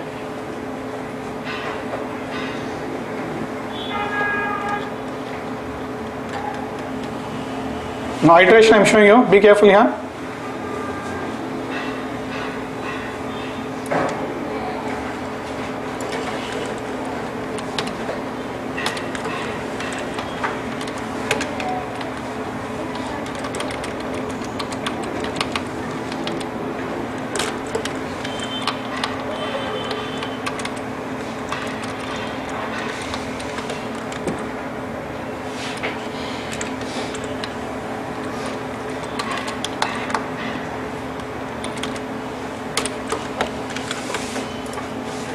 Yeah, see, I'm doing nothing but iteration. I got an array here. Understood? A normal array. The values from the array I'm putting into what? Priority queue. Instead of saying pq1 dot offer multiple times, what did I do? Just showing you how to write logics. So I could have done like this: pq1 dot offer of 1, then offer of. So what did I do? I stored it in an array. I used a loop. So from there you will be putting into the priority queue. So it will be storing it in some undefined order. Yes? So after storing, now I start visiting the elements. When I visit now, obviously I'll get it in the same order as it is stored. But I don't want it in the same order as it is stored. I want it in the priority order. So that's why when you're working with priority queue, you should be cautious when you are iterating. And use what? Poll method only. If you don't use poll method, you'll start getting what? Values in undefined order. Okay, see this, I'm showing you the drawbacks. That's why you are forced to use what?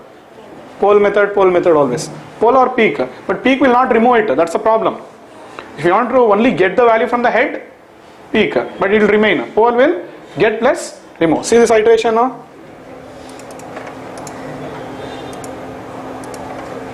So this is the value. So it is giving out the value in some random order. This is how you stored it.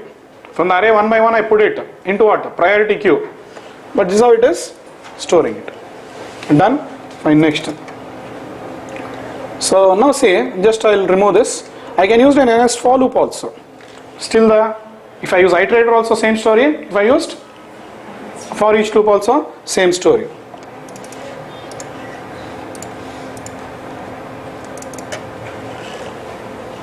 Understood? Means it's giving you out the values in the same order as stored. But I want it in the priority order. So let's see what you do for that. So that's why when you're iterating now, what will I do?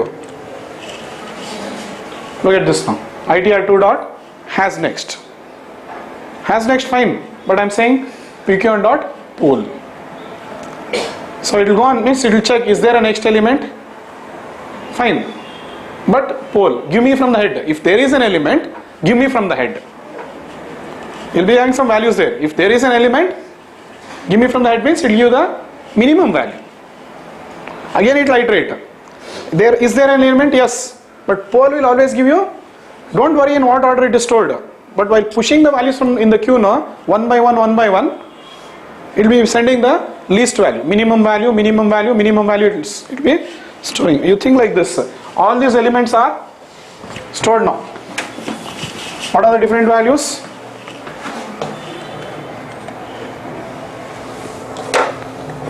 Yeah, 1, 3, 5, 7 like this. Okay.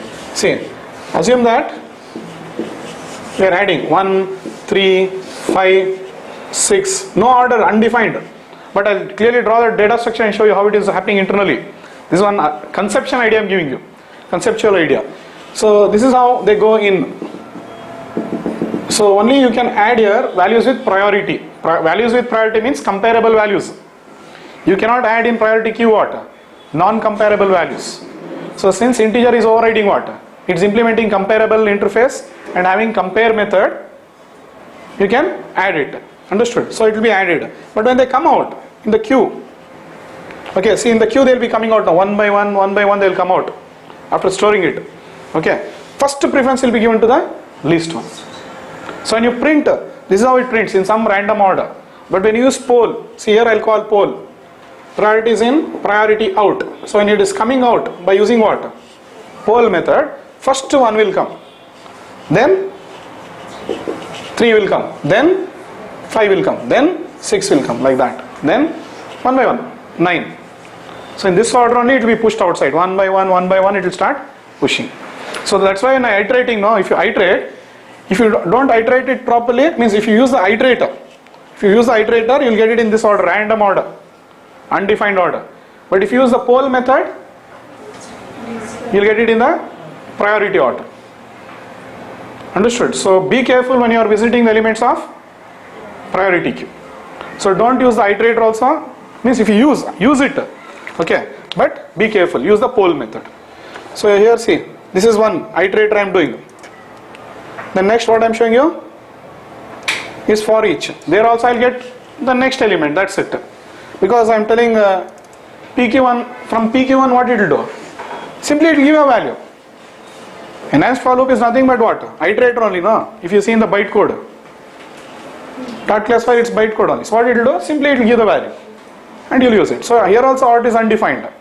But when I do this, which one? Poll method, itr dot has next. I am not saying itr dot next this time. Instead I am going with poll method. Yes, perfectly it will get the values. Okay. So now see, the third time when I run the program, yes. See 1, 3, 5, 6, 7, 8, 9, poll method. First iteration is with what? Iterator, next method. Second one is with for each loop. Third one is with poll method. I am iterating but I am using poll method. Understood? Yes. So if you want to change, means I want it in descending order. You know very well what to do. Just use the comparator. I am using one more constructor of what here? Priority queue. And now see all values after poll in PQ1 are what? There are no values here. Polling has been done now. They went on removing. Peak will only give the value from the head. Poll will give plus remove. So that's why there will be no values. When you finally print all values after poll in PQ1, after this method, it will not be present now. Done? So yes, if you want it in descending order, yes, what you can do is write your comparator, priority queue integer, 10 is the size. So this is the constructor. Now be careful with the syntax. Class name, how you use generics? Class name, type argument, variable name, new, class name, type argument, list. Then what? Argument list. Yesterday I gave the syntax for last class. This is type argument list, this is constructor argument list. So 10 is the capacity. I should discuss about the constructors. Okay, and I am passing what? Comparator. So this is my custom comparator. So you know how to write custom comparators? Yes, see this, it's more easy to write comparators now. The top I got it. In fact, comparator is also a generic interface. Interface comparator is there now. It is also generic. So that's why I am implementing, I am specifying. So we go on using generics like this. Okay, what is the advantage? Directly you will get what? If you don't use generics, you have to write here what? Object, then do instance of, then do typecasting. All that gone now. If you specify integer, your parameters will be of type what here? Integer. Understood? So if your interface is a generic interface, when your class implements the generic interface, you have to specify the element, what you will use. So this is the type, integer, means this will be using only integer. So fine now, that's how. Otherwise, I'll show you the word comparator. It's very complicated. Understood? First, let's see the output. So look at the last output. Again, what I'm doing is, in the last one, see again I'm adding values into priority queue 2. One more priority queue, because the values will be not here. By the time the program completes, PQ1 will be not having any values. But PQ2 will be having what? Values. So if you want the values in PQ2, store it. Like the same which I am using. The array. From the array only I am filling all the values into PQ2 also. Same what we did in the earlier process. Here we did no. Same process I am putting it into PQ2. After that I am saying poll. But I used comparator this time. So this time when the values are coming out from the priority queue, it will be giving me in descending order. So you have to understand only this much about priority queue, nothing more here. So the last output you see now, see this is from PQ2, 9, 8, 7, 6 like this. Understood? So when you are iterating, be careful. Okay, now till now I work with integers. So last program I show you with strings also. String also can be compared now. Same thing, I got an array of string, I am putting it. See the best way to iterate, here you see. Check like this, it is not empty pq.poll, it's more simple. Why do you want to use iterate and all? So this is the best way to iterate visit the elements of priority queue. And it is not empty because itr dot has next confusion. So better what? When it is not empty, give me the value from the head of the queue. So what happens? It will give the value plus it will be removing. So one fine time all the elements will be removed and is empty will fail. Yes or no? So this is the best way to visit. Even though I showed you all that, that was to make you understand how priority queue is working. Best is this approach you take to visit the elements of your priority queue. Here any confusion? No. Very simple it is. There iterator, for each, headache it was. Here nothing, very simple. See here I put the values. When it is not empty, it is only checking whether it is empty or not. Whether the data structure is empty or not. Poll will give you the element from the head of the queue. After giving it, element is deleted. Again one more time it will iterate. Is there an element? Yes. There are many elements, it's not empty. So again it will give you. Like that it goes on giving you, and finally when it becomes empty, condition fails and it will exit. So here you will not have any doubt on it. So like this you will put all the values now, strings. So when you start getting out, again the priority will be what? Minimum value. So that's why first you will get what? A, B, C, same order you will get now.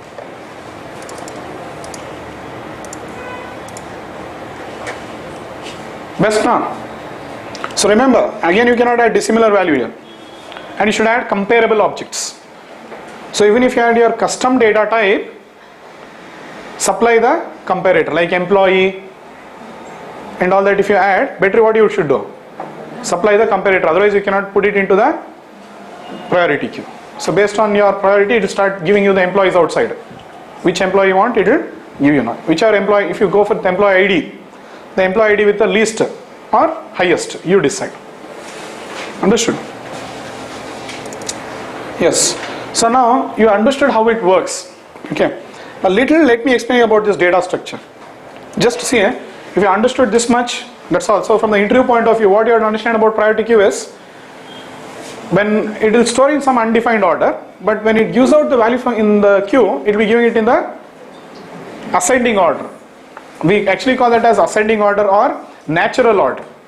Natural order means means ascending order. Natural order is nothing but ascending order only. Because by default it will always be giving out in, means all those elements are arranged according to the logic written in the element. In the elements, which one? String, integer and all, what logic they write in compare? To arrange in ascending only. So that we call it as natural order. Okay. So by default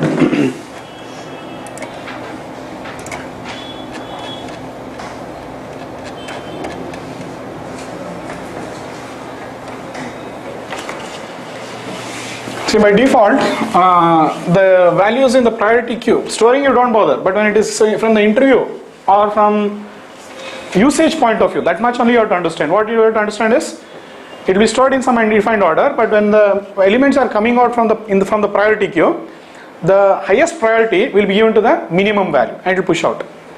Or if you want, you can reverse it by using the constructor and passing the comparator. Now you'll get the highest. Now you might have a question, where in projects will this particular concept be used? If you have a question.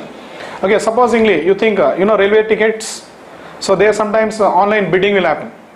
So the person who bids with the highest value should get the priority now. So like that the queue will go on building. So there the preference will be given to what? Airline ticket bidding will happen generally today. So whoever is going on to put the highest bid, his value, so that it will be storing in some order, but when it comes out, when you are retrieving the value using poll, the first preference will be given to the lowest or highest, you decide. Generally for bidding and all we go with highest value. Some places you will go with what? Lowest. You decide which one you want to go. So it's a very important concept. But Java is giving it to you in such a simple way. When you are if you want to develop an application and if you have this requirement of a data structure, the data structure is already there for you. Just use it. What you have to do? Fill values and call what? Poll method. That's all you have to do. See, this is all you will be writing in Java. Add values.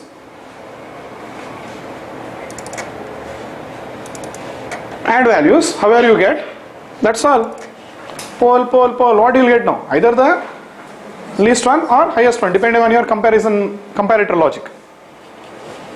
Understood? By default it is ascending. If you want, you can reverse it and make it descending. So easy it is. But imagine when you are developing an application, will you spend time in writing data structures or completing your application? You want to write on big airline ticket booking application. So there you focus on the business. Data structure and all is given to you in the library. So that is their idea. Java goes on, that's how it gives you the library. Yes. Now coming to explain what is priority queue for you, and this I am giving you only for information. You don't worry about this what. Now what you understood about priority queue is more than sufficient. Okay. This for your knowledge I am giving it to you. If you want, you can accept it. Okay, and keep it, but do not go on explaining you all this in the interview. Okay, but it will be helpful for you to work with the data structure when you work in real life. Understood? This information what I give you now. Done? Yes. Now you can treat this, I'm just explaining the data structure now, what it is. So you can treat this like this. See, I'm just explaining the data structure now. Okay. It's a kind of bag that holds priorities, you can think. Priority queue is nothing but something like a bag which holds priorities. Okay. You can put one in and take out the current highest priority. You can put any priority inside. Means priorities again means what here? Values. Priorities are nothing but values and they should be comparable.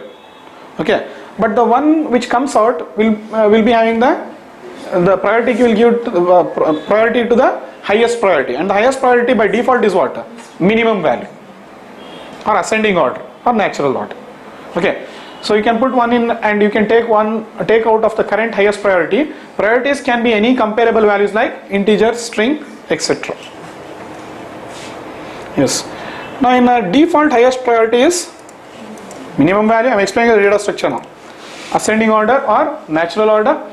In a priority queue, an element with high priority is served. It is served. Understood? Before an element with low priority. Okay. If two elements have the same priority, they are served according to their order in the queue. Means duplicates are allowed. But depending on how it is stored, it will push out. Duplicates are allowed here. You can try. Understood? And both elements will be given. But it depends on what order you have inserted or stored, something like that. Fine. A priority queue is different from a normal queue. This is the most important interview question for you. Because instead of being a first in first out data structure, values come out in the order by priority. Understood? In basic queue what happens? First in first out. But in priority queue, values come out in the order of priority. Okay. It does not allow insertion of non-comparable objects. That is very crucial now. Understood? Non-comparable objects. Then next, a priority queue can be implemented using, yes, coming to which data structure they are using. Understood? So read this point very carefully. A priority queue can be implemented using many structures that you already studied, like what? Array, linked list and all that. But they preferred to use, see, however these data structures do not provide the most efficient operations. To make the operations very efficient, operations means adding, removing and all that. Understood? Priority queue is using a new data structure called a heap. So heap is one more new data structure now. So that's why you don't worry about what it is. I'll explain you. Okay, when you read documents also you'll come across heap, heap, heap. So that's when I'm just giving you a little idea about what is that data structure. End of the day, heap is nothing but binary tree. That's what you understand now. Understood? Means, see, this array, which one? Basic queue is also on concept. Now basic queue can be implemented using what? Array also or linked list also, no? Is there any restriction that you have to use for basic queue? First in first out only. For first in first out basic queue, I can use array also to store values. But end of the day, this basic queue should do what? What is in first should come out first. Or I can use a linked list also, pre-next, and prepare my basic queue. That is your wish now. So similarly, for designing your priority queue, you can use any data structure. You can use what? Either array structure or you can use linked list structure. But they prefer to use what? Tree structure. Means heap they say. In fact, it is a binary tree only, but they use one more word called as heap. So don't bother too much about all that now. And heap is nothing but only a binary tree. So it will store it. Storing it will do like that. But while giving out the values, it will be giving out in the form of priority. Are you following now? So that's the main point now. Why did they choose this structure? For some efficiency purpose. Because they found out that removing an element, I'll just tell you now what is the problem in removing an element. In what? Array structure and all that. Supposingly, why didn't they use it? You might ask. Supposing I have 5, 2, 1, 3, 4. Okay. So it will store in, means priority queue. If priority queue had been designed using array structure, example I am telling. First it will store like this, but first which element will come outside? 1, no. Now what has to happen? This has to push this side now. How can you have a empty space? So this will degrade the performance. Understood? So that's why they didn't use this particular data structure for implementing priority queue. Similarly, linked list has some problems. Let's not worry what and all, because we are not here to study what? Data structures. We should know how to use the structure. Java says, do not bother about any data structure. If you want to use it, use. Don't bother. Okay. They just say, just get the small idea about what the data structure is. Just now I gave you. Okay, and start using it. You don't bother about to implement and all that. They have prepared the data engine and given it to you. Like this, these problems will come. Some people will say, let us push this, or some people will say the value, okay, let me put it like this, one more I'll draw. 5, 2, 1, 4, 3. So if you remove 1 now, some people, okay, and one second, let me put 3 here and let me put 2 here. Okay, so now when you remove this, what should happen now? Now should 4 come this side, or is the better last element come this side? This debate will go on. How to improve the efficiency, how to improve the efficiency. Understood? So don't worry about all that. That is a very complicated thing. We are not here to study what? Data structure. Means if 1 is removed, whether the last element, I'm not telling 2 also. One second, let me do it one second. 5, 3, 1, 4. I'll keep 2 here. Yeah. Supposingly 1 is removed now. Now, should the entire array move this side, or only the last element should come and sit here? Which is the better performance? Question is that now? Because if you move, all elements have to move. Understood? Here you are saying 5. Supposing if there are around 1000 records, all have to move now. So instead of moving all the records, you can bring the last one and put it into that empty slot. So like this, discussions will happen. How to implement the priority queue using array. Similarly, some discussions will happen using priority queue using linked list structure. Discussion will go on, and finally they found out that tree or heap is the best. So for understanding priority queue, you have to go and study always what? The heap structure, if at all you are interested. So a heap is nothing but what? Binary tree, one kind of binary tree. Okay, so it will store all the values, 5, 1, 3, something like that it will store. You don't worry how it is stored now. But when it is giving out the value, it will always give from the head. Means from the root. Notice as you go on removing the elements, the lowest element will be at the root. That is how they have designed it. Understood? You will remove. Then finally what will happen? If you remove 1, now next 1 will be actually here, sitting here. Whatever values you have got, you add it in any order. But actually finally 1 will be sitting at the top. That will be the root node. Now once, and 2 might be somewhere here or here or here. But once you remove 1, 2 will go and sit there. Once you remove 2, next 3 will go and sit there. That is how they are doing it. And this, in queue terminology, we call it as head. In tree terminology, it is called as what? Root node. But in the queue terminology, it is called as head. So you don't worry what it is. Okay. So peak will get you the value from the head of the queue, and it will not remove you. Pole will remove it. Understood? That is all you have to understand here, nothing more. So priority queue is implemented using heap data structure, and heap data structure is nothing but binary tree. That's all you understand. Understood? So it will be stored in some random order, but when you are fetching out the values, it will be pushed out in the order of priority. What you understand in the first part, that is more than sufficient. Getting it now? Okay. So let's see notes on what now. Clear with this now? And very rarely you find diagrams on what? Priority queue. So that's why conceptually I give you a very good idea about what is priority queue.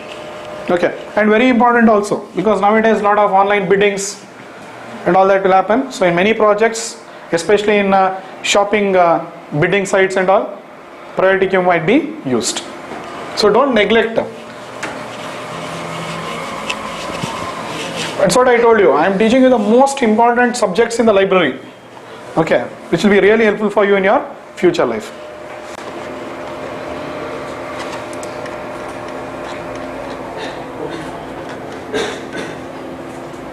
And the priority queue is a class which is implementing that concept. That's it. Understood? Whatever I told you now, explained you about priority queue. Okay, so it will be implementing that. And this is the simple information I gave you about what is the priority queue.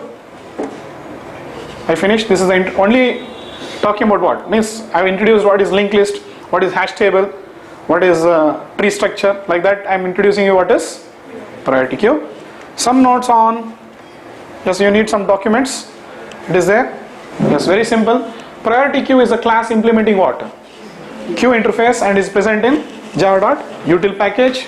Queue and priority queue were added in Java 5 version. Done. Priority queue orders values based on priority. It stores the values in a heap.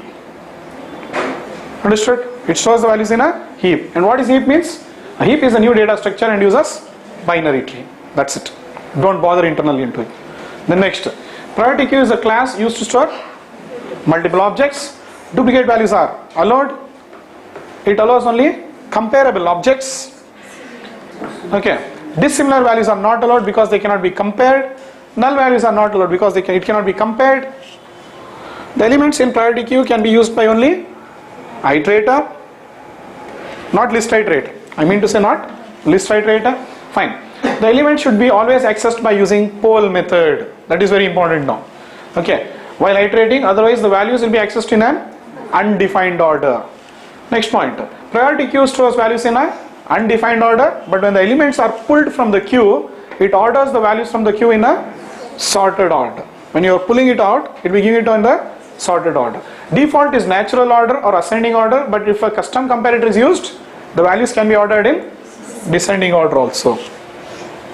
Priority queue is not synchronized, and if you want a synchronized support of this, better they have provided you one more class called as class priority blocking queue. If you want a synchronized support, means here if one thread is using, no, another thread can go and use it. So if you do not want that, better you can go for that particular class. It is thread safe. Fine. Some interview questions. Difference between basic queue and priority queue. So I'm talking about the data structure there. Understood? I'm not talking about the class priority queue. Okay. A basic queue always orders the values in first out order. A priority queue orders values based on priority. What is the default order used by priority for giving a value? That's one more question. By default gives highest priority to minimum value. Understood? Or ascending order or natural order. In the queue for giving the value, the highest priority can be changed to a maximum value descending order by using a custom operator. Custom comparator. That's it. So this is about priority queue. Done. And if you want, you can go to the docs now. Let's see the priority queue is the class. I'm clicking and you can see it was introduced in 1.5. Yes. Back next, constructors. Okay. So you can go through the document. In the document also they tell what? An unbounded priority queue based on priority heap. Means one heap will be created and that heap will be considering the priority. That is what it means. You can read. Slowly you'll understand one by one. This is a document. Understood? But why I explained you that heap is, when you're reading the document you'll come across the word. What is this priority heap? So that's the reason I just gave you an idea about what a heap data structure is. Understood? End of the day we'll be referring to documents. But you should know what it means. So that's why I'm giving you a clear idea. So you take any book, any author or any trainer, they all do only one thing. They refer to the docs and they train, that's it. So that simple Java library is, it's all your effort now. Keep carrying your effort, it will be helpful. Done? Fine. So then these many constructors are there. Yes, you can see priority queue default constructor. Here you can use any collection. Understood? And the priority queue, yeah, capacity. By default, it creates a priority queue with 11 size. If you want to increase the size or decrease the size, use this constructor. Again, you can use capacity with what? Comparator, which I used 10 and my comparator. I used now in my program. Which one? Third program, I think. 10 capacity, and this one comparator. Then again next, go through, or you can send another priority queue object, or you can send sorted set also. Slowly you start understanding. Understood? So then next, these are the different methods. Peak, poll, offer. These are the important methods. Understood? So remove. Now some questions will come. What is the difference between poll and remove? Poll will remove from the head, but remove will remove from where? The particular element. Remove, see the argument you are passing. Understood? You are passing the argument. So this is how they have designed this. So these are two differences they'll ask. Difference between poll and remove. Poll will remove from the head, but remove will remove a particular element. Done? That's it, nothing more. So this completes what? All the features, means still more are there, but this much is sufficient. These are the features which are added in Java 5 to support collections. Means 3 language change and 1 change in the library. So PriorityQueue is today added into the collections framework. So when you read a statement like this, you should understand. Means it's added into the collections framework means, yeah. Earlier it was not there, this queue was not there. Understood? Today we got the queue and PriorityQueue is implemented. Done? Okay. So next session we'll see Java 1.6 support. That's it.